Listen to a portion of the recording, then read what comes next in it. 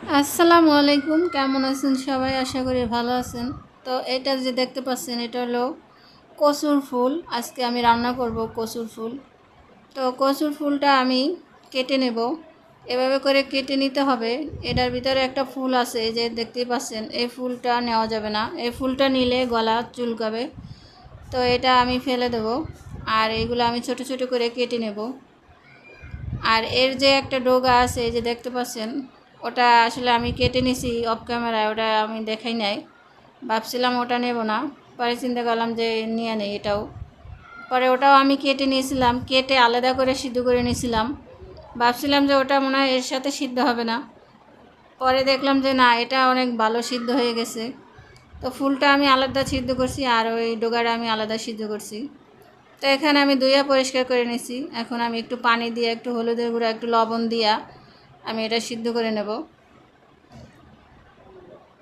এটা অল্প করে পানি দিতে হবে, হাফ কাপের মতো, বেশি পানি দেওয়া যাবে না। এটা পানিটা সেঁকে ফেলানোর কোনো দরকার নেই।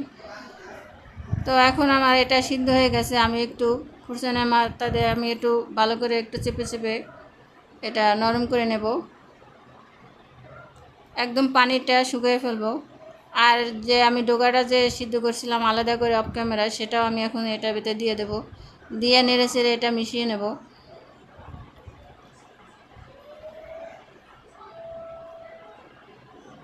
তো কচুর ফুলটা আমার সিদ্ধ করা হয়ে গিয়েছে, এখন আমি উঠিয়ে নেব।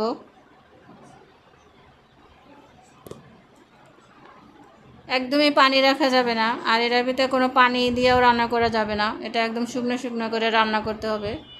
তো এখানে আমি একটা প্যানে পরিমাণ মতো তেল দিয়ে দেব। আর পেঁয়াজ কুচি, কাঁচামরিচ কুচি দিয়ে দেব। এখানে একটু জালের পরিমাণটা একটু বেশি দিবেন যদি আপনারা বেশি জাল খান। এটা একটু মিষ্টি মিষ্টি হয় আসলে। তো আমি চিংড়ি মাছ দিয়ে রান্না করব। চিংড়ি মাছটা আমি ধুয়ে কেটে পরিষ্কার করে নিয়েছি। আপনারা ইলিশ মাছের মাথা দিয়েও রান্না করতে পারেন। তো যারা খেয়েছেন তারা তো জানেন যে এটা কতটা মজা হয়, আর যারা না খেয়েছেন তারা দেখতে পারেন ট্রাই করে যে এটা আসলে খেতে কতটা মজা হয়। তো অনেকে ভাবেন যে এটা মনে হয় গলা চুলকায়, না, এটা কোনো গলা চুলকায় না। দু একটা চুলকায়, কিন্তু এটা গলা চুলকায় নাই। তো এখানে আমি একটু জিরা বাটা, একটু রসুন বাটা, হাফ চামচের মতো রসুন বাটা, হাফ চামচের মতো জিরা বাটা, একটু পানি দিয়া মশলাটা ভালোভাবে কষিয়ে নেব চিংড়ি মাছের সাথে। কাঁচা গন্ধ যাওয়া না পর্যন্ত আমি এটা ভালোভাবে কষিয়ে নিছি। এখন আমি ওইটা দিয়ে দেবো, কচুর ফুলটা যেটা আমি আগে থেকে সিদ্ধ করে রাখছিলাম সেটা দিয়ে দেবো। দিয়ে এখন নেড়ে চেড়ে ভালোভাবে রান্না করব। এটার ভিতরে কোনো পানি দেওয়ার দরকার নেই। ভালোভাবে শুকনো শুকনো করে রান্না করতে হবে। এটায় কোনো পানি জল কিছুই রাখা যাবে না। অনবরত এটা নাড়তে হবে, যেহেতু এটা চাইবে না লেগে যাবে, তার জন্য এটা বারবার নেড়ে দিতে হবে। আর এখানে একটু লবণ কম হয়েছিল, আমি একটু লবণও দিয়ে দেবো।